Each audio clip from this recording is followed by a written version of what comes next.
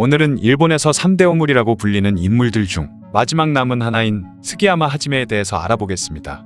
무타구치 레냐가 워낙 이상한 짓을 많이 한 덕분에 한국에서는 그의 명성이 레냐에게 가려지며 잘 알려지지는 않았지만 그 역시 무타구치 레냐나 도미나가 교지 못지않은 꼴통으로 과거 일본의 전범들이라면 무조건 옹호해주는 현대 일본의 극우 세력들마저도 스기야마 하지메를 비롯한 3대 오물이라면 머리를 절레절레 흔든다고 하죠. 스기야마는 1880년 일본의 후쿠오카에서 태어났습니다. 24세에 육군사관학교를 졸업한 그는 러일 전쟁에 참전하게 되죠. 하지만 1904년 10월 8일의 사하 전투에서 얼굴을 다쳤는데 이 부상 때문에 이후부터 오른쪽 눈을 제대로 뜨지 못하게 됩니다. 전쟁이 끝난 후 육군대학교를 졸업한 덕분에 일본 육군에서 가장 큰 파벌에 속하면서 그에게 출세길이 열리게 되죠.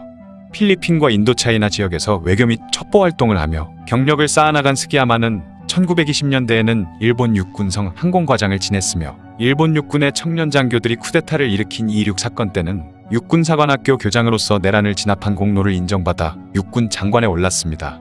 그는 중일 전쟁의 계기가 된 루고우차오 사건이 발생하자 한 달의 시간만 있으면 중국 전역을 정복할 수 있다 라는 헛소리를 하며 중일 전쟁을 일으키는데 큰 역할을 한 인물 중 하나였는데요.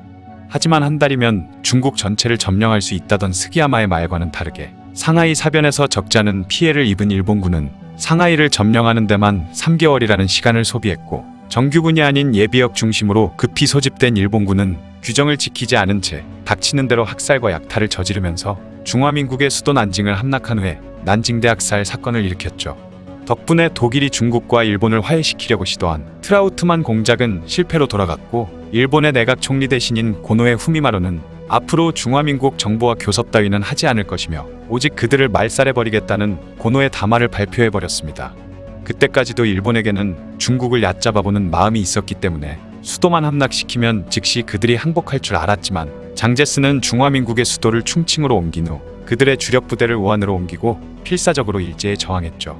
일본에서는 처음 예상과 다르게 중국인들이 끈질기게 저항하자 미개한 진화인들이 감히 일본에 대항한다고 화를 내며 침략을 계속했는데요. 하지만 중국에 남아있던 마지막 대도시인 광저우와 우한을 함락시켰는데도 중국의 저항은 계속되었고 그렇게 전쟁은 계속 길어졌습니다. 그 와중에 참모총장이었던 스기야마는 미국과도 전쟁을 일으킬 계획을 세웠고 고노의 총리로부터 계획에 대해 보고받은 천황 히로히토는 경악하며 스기야마를 즉시 불러들였죠. 대체 이게 어떻게 된 일이냐는 히로히토의 물음에 스기야마는 진주만 공습이 성공하면 미국은 3개월 만에 태평양의 제해권을 완전히 잃게 될 것이라며 자신만만한 모습을 보였습니다. 이에 히로히토가 미국과 전쟁이 벌어지면 어느 정도 만에 미국을 정리할 수 있겠냐고 묻자 스기야마가 3개월 정도면 미국의 남부 지역은 확실히 정리할 수 있다고 대답했죠.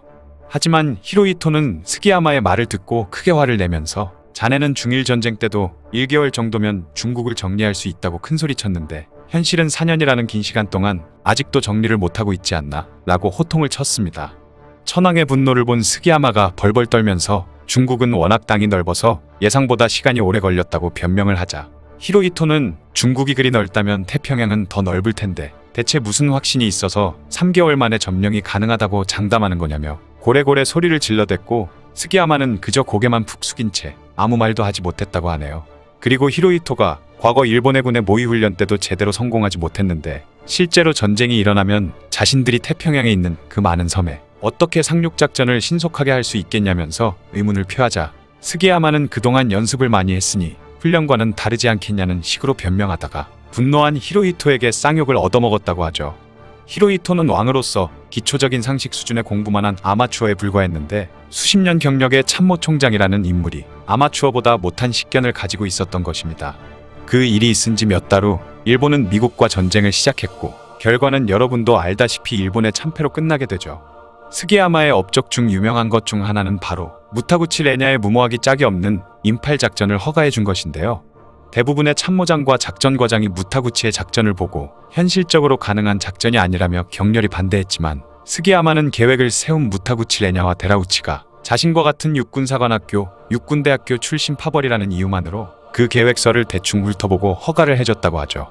멍청하기로 소문난 도조 히데키도 인팔 작전의 성공 가능성은 거의 없다고 확신했으며 히로히토는 신하들이 모두 찬성했다면 자신 역시 따르겠지만 이게 정말 현실적으로 가능하긴 한 작전이냐며 계속해서 물어봤다고 합니다.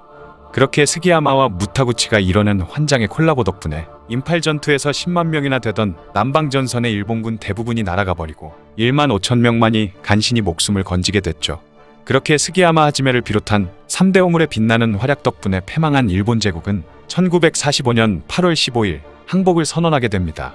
스기야마는 그해 9월에 자신이 무능해서 패전했다는 내용의 유서를 남기고 자신의 부인과 함께 나란히 목숨을 끊었죠. 패전 후에도 부하들에게 책임을 떠넘기던 무타구치 레냐와 다르게 자신의 책임을 인정하는 유서를 남기고 자살한 탓에 그나마 3대 오물 중에서는 조금 나은 평가를 받는다고 하네요. 지금까지 스기야마 하지메의 이야기였습니다.